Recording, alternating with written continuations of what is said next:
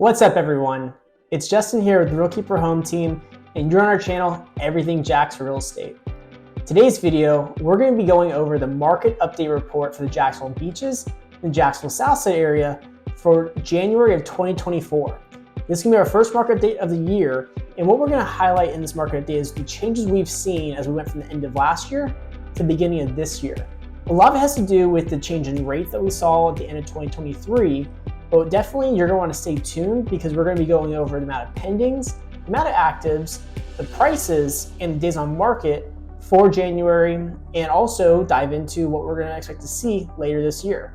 So without further ado, let's go ahead and get into the video. All right, before we get started, don't forget to like this video, subscribe to our channel, and ring that bell so you get notified when we post more content like this in the future. So we're going to go ahead and start off with the Jacksonville Beaches and Jacksonville Southside area. And we're going to start off looking at the amount of pendings that hit in January and how it relates to the amount of overall homes in the market in January.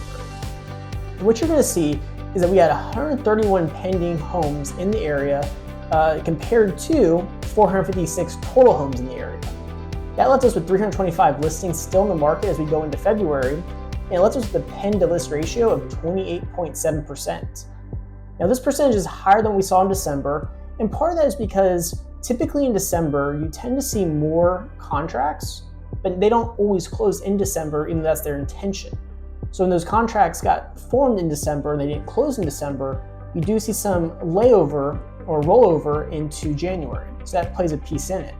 The other thing to highlight is that in January of this year in this area, we did see an uptick in buyer demand because of the fact that rates did come down pretty much almost a full point, and sometimes maybe even a little bit over a point depending on what loan type you were, what your credit score was, relative to the end of last year, October, November, December time. So that allowed some buyers to come back into the market that had been previously sitting out. Overall, the market is being described as mildly active, which is a continuing thing that we have seen throughout all of these videos, and ultimately it just means that it's still a very healthy market for the area. We did also see that the homes in the $600,000 to $800,000 price range had the most homes under contract. This area, the majority home price point wise, are going to be in the 4 to 6, in the $600,000 to $800,000 range. So to have the most under contract being the $600,000 to $800,000 range is not uncommon. We also did notice too that homes in the $400,000 to $600,000 range made up the majority of homes that were on the market for their bracket. So relatively speaking, there's 87 homes in that bracket, and that made up the majority of homes for any individual bracket in the area. We also had the median list price for the area was $680,000. This is a $50,000 increase from December's market report, and what that tells us, it tells us that sellers are trying to get more for their home now than they previously were. The question is it working? Next up, we're going to look at this graph. This graph is going to highlight the amount of homes that are actually out there for sale that you can put an offer on at this time. And then it's going to measure the amount of homes that are currently under contract that already have an offer on them. So overall, with that being said, what we do see is that at most of these lower price points of $200,000 to $400,000 to $600,000, $800,000 range, there's a larger amount of homes available relative to what's already under contract.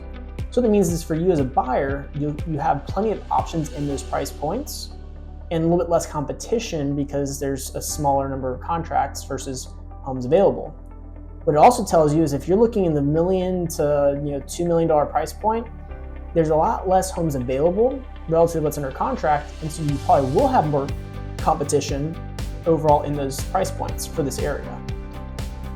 We also saw there was a total of 687 contracts that closed last 6 months, which is a decline from the previous video, and it's probably a decline that we're going to still maybe see occur for one more month as we go into the beginning of 2024. And the big reason for this, and it has nothing necessarily to do with Jacksonville, it's more of a trend you kind of tend to see here in Florida in general. But realistically speaking, when you get to about September time here in Northeast Florida, in this case also Beaches and Southside, the market does tend to slow down some.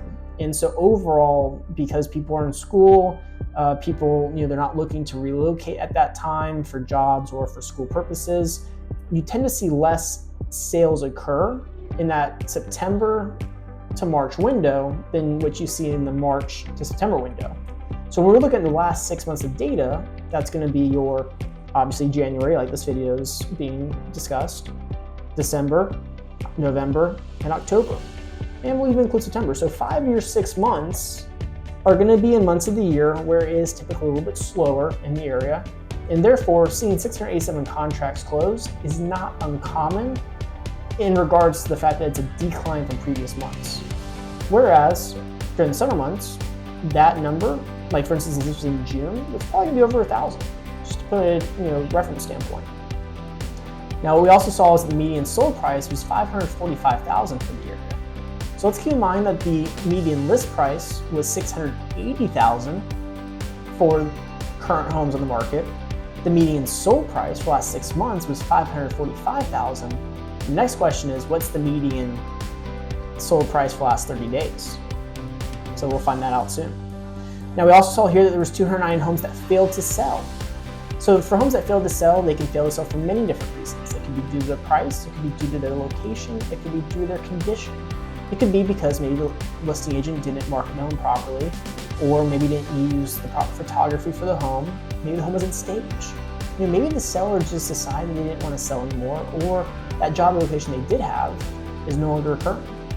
So it can be many different reasons. And at 209, that's not really a increase or decrease that really raises any bells or any flags to say, hey, we might have something going on here. Next, we are going to look at the days on market for the area for the actives and the solds. So for the actives, we do see that the active listings have a median time on market of 46 days. I believe that's a little bit less than December, and overall, it's a good trend to see because the question always becomes, for any specific area, what do the days on market look like? And ultimately, to have 46 days on the market, that's a pretty healthy timeline on the market to give a seller the time they need to find the right buyer.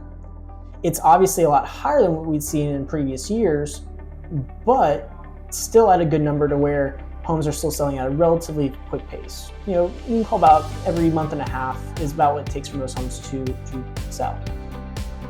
Next up, we're going to look at analyze the sold homes. And as we already discussed, the past 6 months, that median price was $545,000. And the median days on market was 28 days in the market.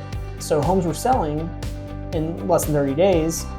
Homes that were being listed and still on the market were taking 46 days. So the question is what's causing those actives to take longer than the ones that sold? Obviously, part of it is, the actives are at a higher price right now. It's $680, whereas the ones that were selling were for just under $550.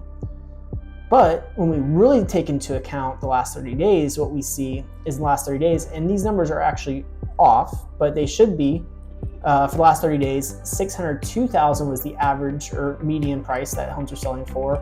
And homes are selling for actually just under, as you can see here, they are actually selling for just under 30 days as well. So with that being said, what we can pull from that is we can pull that prices have increased on a month-to-month basis relative to the last 6 months of data, but they're not increasing at the same rate that homes are selling for. So what people are seeing is they're seeing, okay, the homes are selling for more, so I'm going to ask for more, but they're not getting more. And so ultimately, the fact that we are seeing days on market still relatively low for ones that are selling just means that if you price your home properly, you will have your sell at a pretty quick pace, but also have enough market exposure to get the best offer possible for your house. Now, we also see the median listed sales ratio is 99.1%. Overall, that's about the continuation of last month. And overall, 99.1% just means that sellers are getting pretty much what they're asking for. So that could mean that sellers are still giving concessions for closing costs or for rate buy downs, but they're not coming off the price nearly as much as they were a couple months ago when rates were at their, not all-time high, but all-time high for the last couple years. Now, the absorption rate, that's what measures the amount of homes on the market, and if we had no new homes on the market, how long it would take for us to run out of homes to sell.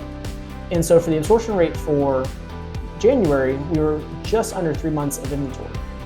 So we're at 2.8 months, which really means that if we had no new homes in the market, we'd be out of homes to sell probably in about 80 days. Realistically speaking, anything under 90 days is still a seller's market. So at 80 days, that's still not bad, but it is an increase from previous months.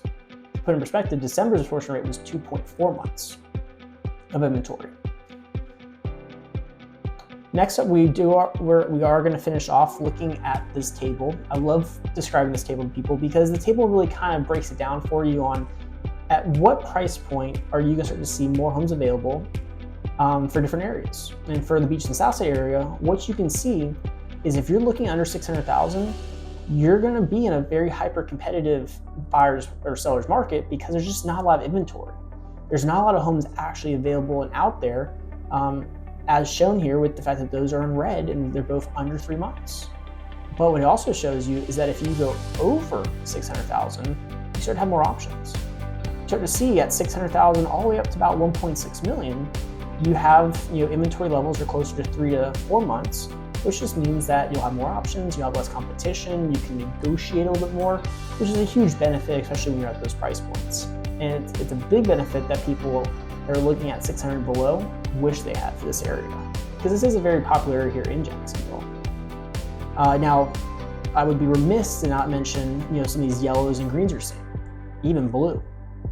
And what that tells us is that if you're looking for a home, over the $2 million range, if you're looking for a home, really anything over 1.6 million, well, guess what? It's actually, in some regards, might be more of a buyer's market for you in those price points. So if you're watching this video and you want to be in the Beaches and Southside area and your budget is, $1.5 million, $2 million, $2.5 million, there may not be a ton of options out there, but those options are going to be sitting for a while, and it's going to give you enough to choose from and enough to negotiate on to get the best deal possible, which at lower price points, they aren't seeing that same effect right now. All right, now that's going to end this video for the Beaches and Southside Market Update Report for January 2024. And overall, if you have any questions about anything I went over in this video, or if you want a copy of this report, don't hesitate. In the description of this video down below is a link to my calendar. Feel free, you can schedule a time for us to meet face-to-face, over the phone, or even on Zoom to go over any questions you may have on this market report, and maybe even go over any wants and needs you and your family may have about potentially moving to the Beach and Southside area here in Jacksonville. Also, don't forget, please like this video, make sure you subscribe to our channel, and ring that bell so you get notified when we post more videos like this one in the future. Our whole goal is to help provide as much value to you, the watcher, the viewer, as it relates to potentially moving here to Jacksonville or moving from one house in Jacksonville to another house in Jacksonville. And so we want to be able to help where we can as you decide where in Jacksonville is the right fit for you and your family, because Jacksonville is a very big city. Also, as mentioned, we do see a lot of changes occurring this year. Ultimately, when rates start to come down some, we probably will start to see some major changes as we go into the middle end of this year. So